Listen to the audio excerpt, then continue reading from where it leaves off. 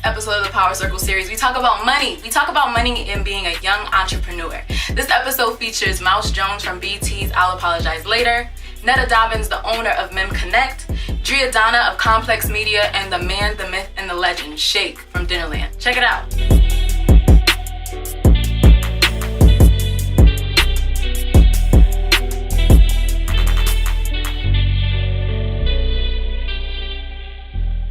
Well, freelancers, you actually get paid. You know, that's the big difference. Free. Freelance ain't free. Right. That's the big difference. But I think maybe these companies are like trying to reappropriate the word or something. Mm-hmm. But freelance you actually get paid, and then free work is free work. But from a creator's perspective, you have to decide if it's worth it. Sometimes it's worth it to do that free labor. In rare cases, it does pay off. You'll get a byline, or you'll be able to say, I worked for X brand. Sometimes it's worth it, but for the most part, you have to. It's a balance. Like, at what point am I benefiting from this free labor, or at what point is it actually doing something for me? I'm not.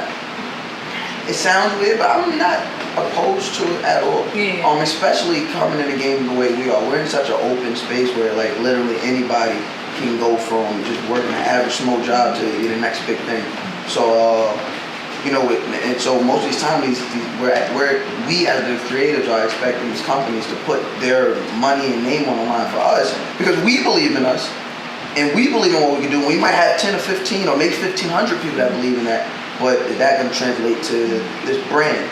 So there's always a payoff, and I guess I'm just from the old notion of hard work pays off. Right. So I don't mind it. You know what I mean? Like But like I always say, you just gotta know what you're doing. You don't go into it saying I'm with this and then no, like you really are going. If you say you're gonna do it for free, just know they are going to bleed you.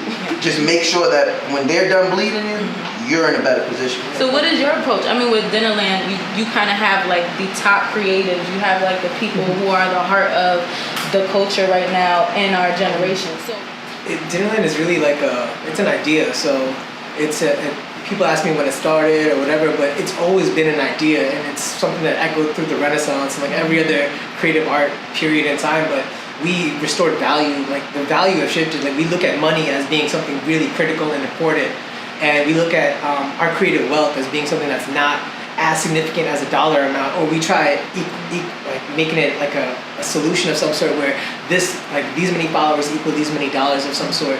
But it's our creative value that we're bringing to the table. So if I'm sitting with a podcaster that's bringing 2%, a music producer is bringing 2%, and someone else is bringing a little bit, together we have a collection. Mm-hmm. And that quantitative spirit is what Dinnerland is all about, is coming together in collaboration, because everything that we're doing, whether it's like oxygen and carbon, it's mixing, it's chemistry. So that's our basic fundamental, it's just collaboration, So we want to restore the value. We want to shift that thing back into where creatives were valued. The whole free work thing, I tell everyone just to remove that from your actual universe, because if you start approaching it like, oh, what's free and what's paid, like you're always gonna look at things like that. Mm-hmm. And like it's opportunities. Yeah, it should be the opportunity. You're always paying yourself, and I think people forget that part. Like, I can't tell you how many free work opportunities landed me and great opportunities. You get what I'm saying? Like, there's no way. Like, if nobody else if nobody else is living through that, I am. I ain't never been to nobody's college. Yeah. I dropped out of high school. I literally started doing this 2 years ago. I literally got fed up and just looked and said, yo, this person doing this and they're making money with being themselves. Well, fuck it, I'm cool at being me. Like, I should be me for for the world. And I'm think by God's grace and by hard work, I'm hearing that. But ain't nobody ever came to me like, yo, I'm gonna give you this much for this. Like, no, it's literally, and it's one of the, for me, it's a business principle I would use. You just gotta be cool. Mm-hmm. It pays to be cool. Like, people don't want to work for you for free or whatever. They're gonna want to get next to you. You gotta utilize that. If you're not looking to be used, you in this for the wrong thing. And you guys are here in New York City, so I'm sure you felt the climate of like oversaturation and like there's a million hosts, there's a million podcasts, there's a million shows, there's a million things going on.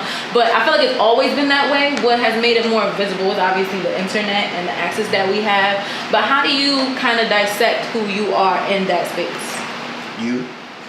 No, honestly, you. Like, there's a reason. The reason it's 100 million podcasts right now on iTunes, literally, like there's 100 million podcasts on iTunes because podcasts ain't new. It's not new. There's podcasts. I think Art of Charm has been doing like 12 years. These podcasts have been out. Like It's the Real been doing it since like 08. You know what I'm saying? They've been here, but the reason there's so many now because somewhere Combat Jack, Taxstone, they made it look easy. And we always as creatives got to be cognizant of that and stop caring about it.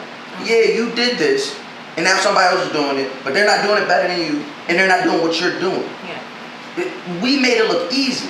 I think it's kind of like identifying your passion. So everybody's passionate about something. So once you figure out what it is that you're passionate about, you can figure out how to move within that. And regardless of if you're making money or if you're getting all these people onto your platform or whatever, your passion is going to show how much you progress. So although we're not monetizing right now, that doesn't mean we're going to stop doing what we do because we're passionate about it. So it's that drive and that push that keeps you going. And like within that, you'll find what makes you.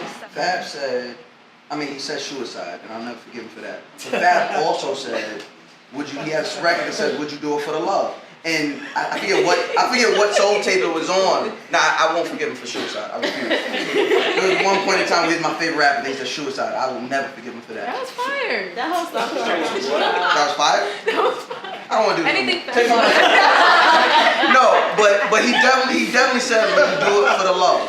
And if that's the question you have to ask yourself. Your passion, what you're passionate about, if there was no money involved, would you do it?